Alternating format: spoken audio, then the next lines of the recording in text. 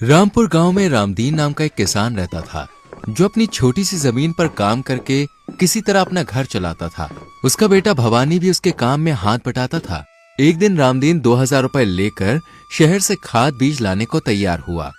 सोमवती, मैं दिन ढले तक वापस लौट आऊंगा, तुम चिंता ना करना। रामदीन शहर चला गया। दोपहर को सोमवती और भवानी बाहर बैठे थे, तभी सोमवती सामने देखकर चौंक पड़ी। तेरे बापू तो दिन ढले वापस आने के लिए कहकर गए थे, फिर वो इतनी जल्दी लौटकर क्यों आ रहे हैं? माँ, लगता है बापू की तबीयत कुछ ठीक सी नहीं है। घर आकर रामदीन चारपाई पर लेट गया। क्या बात है जी, क्या तबीयत ठीक नहीं है? सोमवती, मेरा दिल डूबा जा रहा है, आंखों के आगे अंधेरा छा रहा है। इतना कहते कहते रामदीन की आंखें मूंद गईं। ये देखकर सोमवती और भवानी घबरा उठे। हे भगवान, ये तो बिल्कुल ठीक ठाक घर से गए थे, फिर अचानक इन्हें क्या हो गया है? बापू, आंखें खोलो। कुछ देर बाद रामदीन ने आंखें खोली और कमजोर सी आवाज में बोला, बेटा, लगता है अब मैं नहीं बचूंगा, मेरी बात ध्यान से सुन। बापू, आपको कुछ नहीं हुआ है, आप जल्दी ठीक हो जाएंगे। बेटा, जब धन ही लुट गया तो जीने से क्या फायदा। क्या, जो रुपए शहर लेकर गए थे वो लूट लिए गए? हाँ बेटा, सुबह मैं जो 2000 रुपए लेकर घर से चला था, वो 2 ठगों ने मुझसे ठग लिए। वो दोनों ठग मुझे रामगढ़ के पास मिले थे। दोनों मीठी मीठी बातें बनाते हुए मुझे बाहर वाले बाग में बने अपने घर में ले गए और अपनी बातों के जाल में फंसाकर उन्होंने मुझसे रुपए ठग लिए। बापू, तुम फिक्र न करो, मैं अभी अपने रुपए वापस ले आता हूँ। बेटा, लगता है मेरी अंतिम घड़ी आ गई है। इसके साथ ही उसकी गर्दन एक तरफ ढुलक गई। बापू, हाय, क्या हुआ बापू? दोनों के रोने की आवाज सुनकर आसपास के लोग वहां इकट्ठा हो गए। बेटा, जो होना था सो हो गया, अब मुर्दे को घर में रखने से कोई फायदा नहीं है, जल्दी से दाह संस्कार का प्रबंध करो। भवानी ने भारी मन से अपने पिता का दाह संस्कार किया। 13 दिन बाद रामदीन की 13वीं हो गई। तब भवानी सोमवती से बोला, माँ, मैं उन ठगों से बदला लूंगा। ये क्या कह रहा है तू बेटा? माँ, मुझे जाने दो, वरना मेरी कसम झूठी हो जाएगी। सोमवती के लाख समझाने पर भी भवानी ने उसकी एक ना सुनी और 500 रुपए लेकर घर से निकल गया। भगवान मेरे बेटे की रक्षा करना, इसके सिवा मेरा कोई नहीं है। भवानी चलते चलते रामगढ़ के बाहर वाले बाग में जा पहुंचा। लगता है वो सामने वाला घर उन ठगों का ही है, मुझे जल्दी से वहां पहुंचना चाहिए। भवानी बाग में बने उस घर के पास पहुंचा तो उसे घर के बाहर एक बुढ़िया नजर आई। मैं एक परदेसी आदमी हूँ, बहुत दूर से चला आ रहा हूँ, क्या आज की रात मैं आपके यहाँ ठहर सकता हूँ? क्यों नहीं बेटा, तुम इसे अपना ही घर समझो। वो बुढ़िया उन्हीं 2 ठगों की माँ थी जिन्होंने रामदीन को ठगा था। आज तो घर बैठे ही शिकार जाल में आ फंसा, इसके पास जरूर कुछ रुपया पैसा होगा। बुढ़िया भवानी को घर के अंदर ले गई और वो चारपाई पर लेटकर सो गया। जब उसकी नींद खुली तो उसने बराबर के कमरे में कुछ खुसुर फुसुर की आवाजें सुनी। बेटा भोला राम, लालू राम, आज कितने लोगों को तुमने ठगा है? माँ, आज तो कोई भी शिकार हमारे जाल में नहीं फंसा। पता नहीं आज सवेरे किसका मुंह देखा था, धेले की भी आमदनी नहीं हुई। घबराओ मत, आज मैंने घर पर ही एक मोटी मुर्गी जाल में फांस दी है। मोटी मुर्गी? कहाँ है वो मोटी मुर्गी? वो बराबर के कमरे में सोया है, मुझे विश्वास है उसके पास काफी धन है। तब तो मजा आ गया, देखना हम दोनों भाई उसे कैसे हलाल करते हैं। उनकी बात सुनकर भवानी सोच रहा था, तो यही है वो दोनों ठग जिन्होंने मेरे बापू से 2000 रुपए ठगे थे, मुझे इन्हें ही मजा चखाना है। मन ही मन कुछ सोचकर उसने बराबर वाले कमरे में प्रवेश किया। उसे देखकर बुढ़िया बोली, आओ बेटा, मैं अभी तुम्हारा ही जिक्र कर रही थी। माँ, यही है हमारा मेहमान। हाँ बेटा, यही भवानी है। तभी कमरे में लालू राम की पत्नी लीला ने प्रवेश किया और कहा, खाना तैयार है, आप सब लोग खाना खा लीजिए। तुम रसोई में चलो, हम वहीं पर आते हैं। ये सुनकर लीला रसोई घर की तरफ चली गई। उसके जाने के बाद लालू राम भवानी से बोला, चलो पहले खाना खा लो। चलो भाई, मुझे भी बहुत भूख लगी है। सब वहां से उठकर रसोई घर में आ गए। रसोई घर में एक सुंदर सी लड़की ने सबको खाना परोसा। उसे देखकर भवानी बोला, जो लड़की खाना परोस रही थी वो कौन है? वो हमारी छोटी बहन कजरी है। खाना खाने के बाद भोला राम भवानी से बोला, भवानी कोई कहानी या किस्सा सुनाओ जिससे थोड़ा मन ही बहल जाए। पहले आप कोई कहानी सुनाओ, उसके बाद मैं सुनाऊंगा।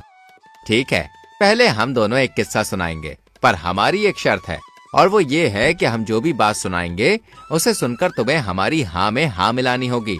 अगर तुमने हाँ में हाँ ना मिलाई तो तुमको हमें 500 रुपए देने होंगे। मुझे तुम्हारी शर्त मंजूर है। ये सुनकर मन ही मन प्रसन्न होते हुए भोला राम ने कहना शुरू किया, बात उन दिनों की है जब मैं छोटा सा था। एक बार हमारे गांव में बिल्कुल भी बारिश नहीं हुई, तो गांव के सब लोग परेशान होकर मेरे दादाजी के पास आए और उनसे कहा कि किसी तरह गांव में बारिश करवाइए। मेरे दादाजी के पास एक बहुत लंबा बांस था। उन्होंने वो बांस उठाया और उसको ऊपर करके बादलों की ओर किया। दादाजी ने बांस से कई बार बादलों को हिलाया। ऐसा करते ही बारिश होने लगी। कहो भवानी, मेरी कहानी कैसी लगी? तुम्हारी कहानी तो बिल्कुल सच्ची है। मैं मानता हूँ कि तुम्हारे दादाजी के पास आकाश को छूने वाला बांस होगा। ये तो बड़ा चालाक है, मेरी झूठी बात को भी सच कह रहा है। भवानी, अब तुम कोई कहानी सुनाओ। मैं कहानी सुनाने को तैयार हूँ, पर मेरी भी वही शर्त है जो तुम्हारी थी। एक बात और, तुम्हें एक कसम खानी होगी कि तुम अपनी बात से टलोगे नहीं। बोलो, मंजूर है? हम दोनों देवी माँ के उपासक हैं, इसलिए उसकी कसम खाकर कहते हैं कि हम अपनी बात पर अटल रहेंगे। आज से 5 दिन पहले की बात है। मेरी पत्नी का मेरी माँ से किसी बात पर झगड़ा हो गया। उस समय मैं वहां पर नहीं था। मेरी पत्नी मेरी अनुपस्थिति में लड़ झगड़ कर घर से चली आई। मैं उसी को ढूंढने घर से निकला था। तुम्हारे यहाँ आकर मेरी तलाश पूरी हो गई और मेरी रूठी हुई पत्नी मुझे यहाँ मिल गई। क्या तुम्हारी पत्नी? और यहाँ पर कौन है तुम्हारी पत्नी? मेरी पत्नी कजरी है, और कौन होती? कहो, मेरी कहानी सच्ची है या झूठी? हम दोनों आपस में सलाह करके तुम्हारी बात का जवाब देते हैं। लालू राम और भोला राम उठकर कमरे से बाहर आए। भैया, ये तो हमारा भी ताव निकला। ये तो हमें ही उल्लू बना गया। अगर उसकी बात झूठी कहते हैं तो उसे 500 रुपए देने पड़ेंगे, और इस समय तो हमारे पास फूटी कौड़ी भी नहीं है। ऐसा करते हैं, इसकी कहानी को सच मान लेते हैं और कजरी को इसके साथ भेज देते हैं। पर जवान बहन को उसके साथ कैसे भेजते हैं? भाई, जब हमारे पास 500 रुपए होंगे तो भवानी को 500 रुपए देकर कजरी को वापस ले आएंगे। फिर दोनों भवानी के पास आए। चूंकि हमने कसम खाई है, इसलिए हम सच कह रहे हैं कि तुम्हारी कहानी सच्ची है। तब तो मैं कजरी को अपने साथ लेके जा सकता हूँ। भवानी, इस समय हमारे पास 500 रुपए नहीं है, सो तुम कजरी को अपने साथ लेके जा सकते हो। पर देखो, आज से ठीक 5वें दिन हम तुम्हारे गांव आएंगे और तुम्हें 500 रुपए देकर कजरी को छुड़ा ले जाएंगे। मुझे कोई एतराज नहीं है भाई। तब लालू राम और भोला राम अपनी माँ के पास गए और उसे सारी बात बताई। भवानी को ठगने के चक्कर में तो हम खुद ठगे गए। तुम फिक्र ना करो माँ, हम जल्द से जल्द कजरी को वापस ले आएंगे। फिर भवानी कजरी को साथ लेकर अपने घर की ओर चल पड़ा। आधी रात के करीब वो घर पहुँचे। सोमवती इस समय पुत्र को देखकर चकित रह गई। बेटा, तू इस समय कहाँ से आ रहा है और ये लड़की कौन है? माँ, मैं आज उन दोनों ठगों को अपने जाल में फंसा कर आया हूँ। अब मैं जैसे जैसे जाल को खींचूंगा वैसे वैसे उन ठगों को नानी याद आती जाएगी। तब भवानी ने कजरी के बारे में सोमवती को बताया। सारी बात जानकर सोमवती घबरा उठी। बेटा, तू उन दोनों को मात देकर आया है, इसलिए अब वो तेरे से खार खाए बैठे होंगे। माँ, तेरे बेटे का कोई कुछ नहीं बिगाड़ सकता। तू बेकार में डर रही है। कजरी माँ बेटे की वार्तालाप चुपचाप सुन रही थी। सारी बात जानकर वो भवानी से बोली, मुझे दुख है कि मेरे भाइयों की वजह से तुम्हारे पिता की मृत्यु हुई। दोष तुम्हारा नहीं, मेरे भाइयों का है। मुझे तुमसे कोई शिकायत नहीं है। कजरी को भवानी के घर पर आए हुए 4 दिन बीत गए। इन 4 दिनों में उसने सोमवती को कुछ भी काम नहीं करने दिया। भगवान ऐसी मेहनती बेटी सबको दे। इस घर को ऐसी ही बहू की जरूरत थी।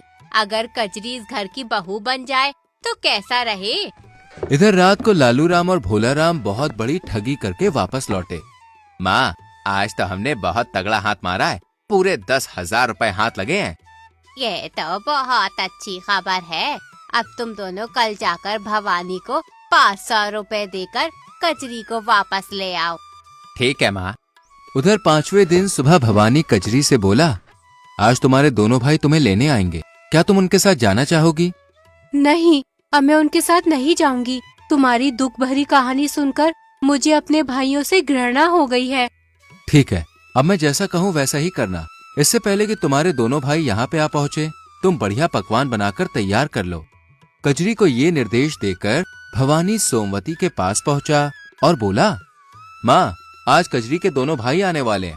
आज देखना मैं उन्हें कैसे उल्लू बनाता हूँ। क्या करेगा तू भवानी? तब भवानी ने अपनी माँ को अपनी योजना बताई। मैं नहीं जानती थी कि तू इतना अक्लमंद है रे। अब मुझे विश्वास हो गया है कि तू उन दोनों ठगों के छक्के छुड़ा कर रहेगा। भवानी आंगन में पहुंचा। वहाँ 2 बकरियां खड़ी हुई थी। उसने एक बकरी को साथ लिया और गांव के बाहर की ओर चल दिया। गांव के बाहर पहुंचकर वो एक पेड़ के नीचे बैठ गया। मुझे यहाँ बैठकर उनकी प्रतीक्षा करनी चाहिए। वो दोनों इसी रास्ते से रामपुर में प्रवेश करेंगे। भवानी को वहाँ पर बैठे हुए काफी समय व्यतीत हो गया। तभी उसे दूर से 2 आदमी आते हुए दिखाई दिए। लगता है यही लालू राम और भोला राम है। जैसे ही वो दोनों भवानी के समीप पहुंचे, आओ भाइयों, बैठो। लंबे सफर से आ रहे हो, पहले थोड़ी देर यहाँ पर बैठकर सुस्ता लो, फिर घर चलेंगे। तुम ठीक कह रहे हो भाई। लालू राम और भोला राम पेड़ के नीचे बैठ गए। तब भवानी बकरी से बोला, बकरी, जल्दी से घर जाकर सूचना दो कि मेहमानों के लिए जल्दी से भोजन बन जाना चाहिए। हम तुम्हारे पीछे पीछे आ रहे हैं। इतना कहकर भवानी ने बकरी को गांव की ओर दौड़ा दिया। कमाल है, एक बकरी घर जाकर सूचना देगी। क्या ऐसा हो सकता है? बिल्कुल हो सकता है भाई। आओ अब घर चलें, खाना तैयार हो गया होगा। तब वो दोनों भवानी के साथ उसके घर की ओर चल दिए। घर पहुंचकर भवानी सोमवती से बोला, माँ, मैंने बकरी को खबर देने के लिए घर पर भेजा था। क्या उसने खबर दे दी? हाँ बेटा, उसने कहा था कि मेहमानों के लिए खाना बनाना है। तुम हाथ मुंह धो लो, खाना तैयार है। जरूर कोई खास बात है उस बकरी में। माँ, वो बकरी कहाँ है? बेटा, उसे मैंने आंगन में बांध दिया है।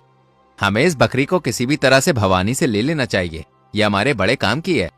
जब वो खाना खा चुके तो भवानी हाथ धोने चला गया। तब लालू राम भोला राम से बोला, हमें से चमत्कारी बकरी ले लेनी चाहिए, पर भवानी हमें अपनी करामाती बकरी क्यों देगा?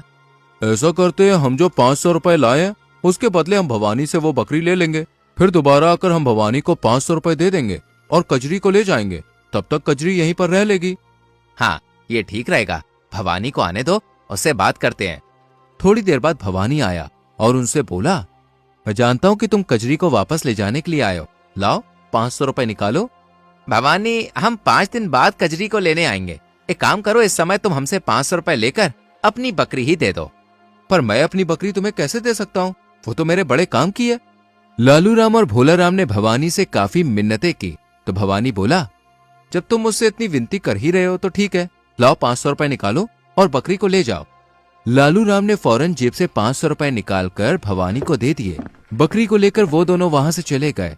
तब भवानी कजरी से बोला, देखा कजरी, तुम्हारे भाई तुम्हें छोड़कर बकरी खरीद कर चले गए। मुझे लज्जित ना करो और मेरे खुदगर्ज भाइयों का मेरे सामने नाम तक न लो।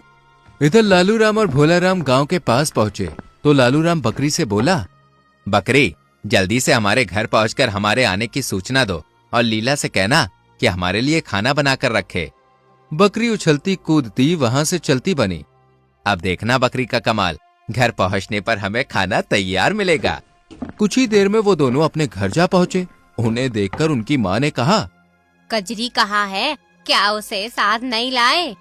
इससे पहले कि भोला राम कुछ कह पाता, लालू राम बोला, माँ, क्या खाना नहीं बना? मैंने तो बकरी को अपने आने की सूचना देने के लिए घर भेजा था। बकरी? यहाँ तो कोई बकरी नहीं आई। बकरी घर नहीं पहुँची? ये कैसे हो सकता है? हमने खुद अपनी आंखों से उसका चमत्कार देखा था। भाई, गलती हमारी है जिसकी वजह से बकरी घर नहीं पहुंची। पर हमारी गलती क्या है भाई? भाई, बकरी ने भवानी का घर तो पहले से ही देखा हुआ था ना, इसलिए वो उसके घर का रास्ता जानती थी। इसलिए पहले हमें उसे अपना घर दिखाना चाहिए था, उसके बाद में उससे काम लेना चाहिए था। ओह, हमसे तो सचमुच में बहुत बड़ी गलती हो गई। इस घटना के 5 दिन बाद लालू राम भोला राम से बोला, चलो आज भवानी को 500 रुपए देकर कजरी को वापस ले आते हैं। और तब वो दोनों 500 रुपए लेकर भवानी के गांव की ओर चल दिए। इधर भवानी कजरी से बोला, कजरी, आज भी तुम्हारे भाई तुम्हें लेने आएंगे, क्या तुम उनके साथ जाना चाहोगी? नहीं, अब मैं यहीं रहूंगी और उनके साथ नहीं जाऊंगी। तो मेरी योजना सुनो, जैसे ही तुम्हारे भाई आएंगे मैं उनके लिए खाना बनाने को कहूंगा तुमसे। तब तुम खाना बनाने को मना कर देना। तब मैं क्रोध में भरकर तुम्हारी पिटाई करूंगा तो तुम जमीन पर गिर जाना और सांस रोककर मरने का नाटक करना। अच्छा ठीक है, आपने जैसा बताया मैं वैसा ही करूंगी। कजरी को अपनी योजना समझाकर भवानी आंगन में चारपाई बिछाकर बैठ गया। कुछ ही देर बाद लालू राम और भोला राम वहां आ गए। उन्हें देखकर भवानी बोला, कजरी, ओ कजरी, तुम्हारे भाई आए हैं, जरा इनके लिए गरम गरम दूध ले आओ। मेरे सिर में दर्द हो रहा है, तुम ही इन्हें दूध गर्म करके दे दो। क्या कहा? मेरी बात को टालती है? ठहर, मैं अभी तुझे मजा चखाता हूँ। इतना कहकर भवानी ने पास पड़ा डंडा उठा लिया और कजरी की उससे पिटाई करने लगा। लो मेरी बात टालने का मजा। हाय दैया, मर गई रे। इतनी बेदर्दी से क्यों मार रहे हो? भवानी पर उन दोनों की बातों का कोई असर नहीं हुआ और वो उसी प्रकार कजरी की पिटाई करता रहा। कुछ देर बाद वो नीचे गिर गई। भवानी, तुमने हमारी बहन को मार डाला, हम तुझे जिंदा नहीं छोड़ेंगे। वहीं रुक जाओ, अगर मैंने कजरी को मारा है तो मैं उसे जिंदा भी कर सकता हूँ। इतना कहने के बाद भवानी ने सोमवती से कहा, माँ, अंदर कमरे में जो 2 डंडे रखे हैं, जरा उन्हें उठा कर लाओ। अभी लाई बेटा। सोमवती ने दोनों डंडे लाकर भवानी को दे दिए। अब तुम इन 2 डंडों का कमाल देखना। भवानी ने एक डंडा जमीन पर पड़ी कजरी के पांव के पास रखा और दूसरा डंडा सर के पास रखा। कुछ देर बाद कजरी ने आंखें खोली और वो खड़ी हो गई। ये सब देखने के बाद लालू राम ने भवानी से कहा, भवानी, ये दोनों डंडे बहुत जादुई हैं। क्या 500 रुपए लेकर तुम इन्हें हमें दे सकते हो? अगर तुम्हें ये डंडे इतने ही पसंद है तो लाओ, निकालो 500 रुपए। लालू राम जो पैसे कजरी के बदले में भवानी को देने आया था, उसने उन्हीं 500 रुपए में वो दोनों डंडे भवानी से खरीद लिए। तब भोला राम ने भवानी से कहा, भवानी, हमारे पास जो रुपए थे वो डंडे खरीदने में खर्च हो गए, इसलिए हम दोबारा रुपए लेकर कजरी को लेने आएंगे। ठीक है भाई, जैसी तुम्हारी मर्जी। ये कहकर दोनों अपने घर की ओर चल पड़े। घर पहुंचे तो लालू राम ने अपनी पत्नी से कहा, लीला, झटपट खाना लाओ, बड़े जोर की भूख लग रही है। थोड़ी देर रुको, मैं अभी लाती हूँ। लीला की बात सुनकर लालू राम आग बबूला हो उठा और वैसे भी उस पर जादुई डंडे के प्रयोग का भूत सवार था। मुझसे जबान लड़ाती है? ठहर, अभी तुझे मजा चखाता हूँ। इतना कहकर उसने लीला की डंडे से पिटाई करनी ही शुरू कर दी और कुछ ही देर में लीला जमीन पर जा गिरी। ये तुमने क्या किया? अपनी पत्नी को मार डाला। रुको माँ, मैं अभी से जिंदा किए देता हूँ। तब लालू राम ने आगे बढ़कर हाथ में पकड़ा एक डंडा लीला के सिरहाने रखा और दूसरा डंडा उसके पांव के पास रखा, पर लीला जीवित ना हो सकी। वो हमें ठग गया, मैं उसे जिंदा नहीं छोड़ूंगा। दोनों भाई भवानी से बदला लेने का उपाय सोचने लगे। भाई, हम कल दिन निकलने से पहले ही भवानी के घर चलेंगे और उसे सोए हुए को बोरे में बांधकर गांव के बाहर वाली नहर में डाल देंगे। ना रहेगा बांस, ना बजेगी बांसुरी। ये ठीक रहेगा भाई। लालू राम और भोला राम सुबह होने से पहले ही भवानी के यहाँ पहुंच जाते हैं। उन्होंने सोते हुए भवानी को बोरे में बांध दिया और उसे कंधे पर रखकर दोनों घर से बाहर निकल आए। वो दोनों बोरे को लेकर गांव के बाहर वाली नहर के पास जा पहुंचे। पहले थोड़ा दम ले लेते हैं, फिर इसे नहर में फेंकेंगे। उन्होंने बोरे को एक झाड़ी के पास रख दिया और आराम करने के लिए बैठ गए।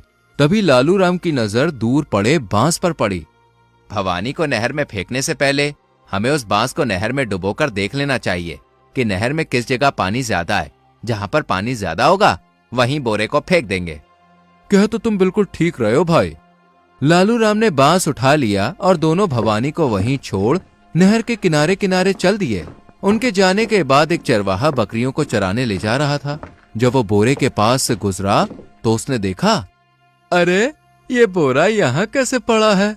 जरूर इसमें कुछ माल होगा, मुझे इसे खोलकर देखना चाहिए। चरवाहे ने जैसे ही बोरे को खोला, कौन हो तुम और तुम्हें किसने बांधा है? भैया, मैं पास के गांव रामपुर का भवानी हूँ। मेरे गांव वाले जबरदस्ती मेरा विवाह करवाना चाहते हैं। वो लोग नदी के घाट पर नहाने गए हैं। पर तुम विवाह क्यों नहीं करवाना चाहते? मैं कुछ कमाता धमाता नहीं हूँ, सो पत्नी को कहाँ से खिलाऊंगा, इसलिए मैं विवाह नहीं करवाना चाहता अपना। भैया, तुम्हारा विवाह हो गया क्या? अरे मुझ चरवाहे को कौन अपनी बेटी देगा, ऊपर से मैं गरीब भी हूँ। तुम चाहो तो मैं तुम्हारा विवाह करवा सकता हूँ। तुम मेरे स्थान पर मेरे कपड़े पहनकर बोरे में बंद हो जाओ। जब मेरे घर वाले आएंगे तो समझेंगे कि मैं ही बोरे में बंद हूँ। बस वो तुम्हें उठाकर लड़की वालों के यहाँ पहुंचा देंगे, तब तुम्हें मेरी जगह देखकर वो लोग चौंकेंगे जरूर, पर फिर कोई चारा न देखकर लड़की के घर वाले तुम्हारे साथ ही लड़की का विवाह कर देंगे। बाद में तुम मुझसे अपनी भेड़ बकरियां ले जाना। भवानी की बात सुनकर चरवाहा खुश हुआ और उसकी बात मान गया। तब भवानी ने चरवाहे को बोरे में बांध दिया और चरवाहे की बकरियों को हाँक हाँक कर अपने घर की ओर चल पड़ा। उधर काफी देर बाद वो लौटकर झाड़ी के पास आए और बोरे को लेकर उसी जगह पहुंचे जहां पानी ज्यादा था। फेंक दो साले को, बड़ा परेशान किया है इसने। तब भोला राम ने बोरे को नहर में फेंक दिया। भवानी तो डूब गया, अब क्या करें? भवानी के घर चलकर उसकी माँ को गला घोटकर मार देंगे और कजरी को अपने साथ ले जाएंगे। दोनों भवानी के घर की ओर चल दिए। इधर भवानी बकरियां लेकर घर पहुंचा तो उसकी माँ ने पूछा, अरे इतनी बकरियां कहाँ से ले आया? माँ, ये कजरी के दोनों भाइयों की मेहरबानी है। तब भवानी ने अपनी माँ को सारी बात बताई और जाकर चारपाई पर बैठ गया। तभी लालू राम और भोला राम वहां पर आ पहुंचे। अरे ये यहाँ पर कैसे? इसे तो हम बोरे समेत नहर में फेंक कर आए थे। कहीं ये भवानी का भूत तो नहीं?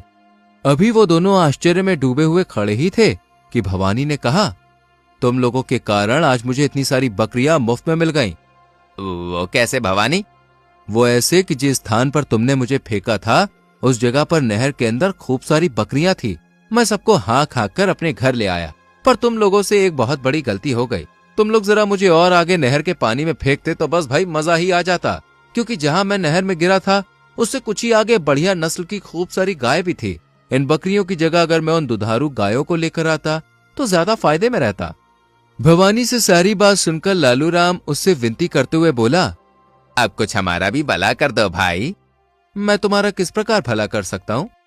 जिस प्रकार हमने तुम्हें फेंका था उसी तरह तुम भी हमें बोरी में बंद करके नहर में फेंक दो, ताकि हम भी नहर में से गाय और भेड़ बकरियां ले आएं। ठीक है भाइयों, जैसी तुम्हारी मर्जी। तब लालू राम और भोला राम भवानी के साथ नहर की ओर चल पड़े। नहर पर पहुंचकर भवानी ने झटपट दोनों को बोरे में बांधा और दोनों बोरियां नहर में फेंक दी। जाओ कमबख्तो, यही तुम्हारी सजा है। जब दोनों बोरियां नहर में डूब गईं तो भवानी घर वापस लौट आया। घर पहुंचकर भवानी ने सोमवती से कहा, माँ, मैं अपनी कसम पूरी कर आया हूँ। आज लालू राम और भोला राम को उनकी करने की सजा मिल गई है। वो कैसे बेटा? तब भवानी ने माँ को सारी बात बताई। अपने भाइयों का हाल सुन कजरी रोने लगी। रो नहीं कजरी, उन्होंने जैसा किया था बदले में वैसा ही पाया है।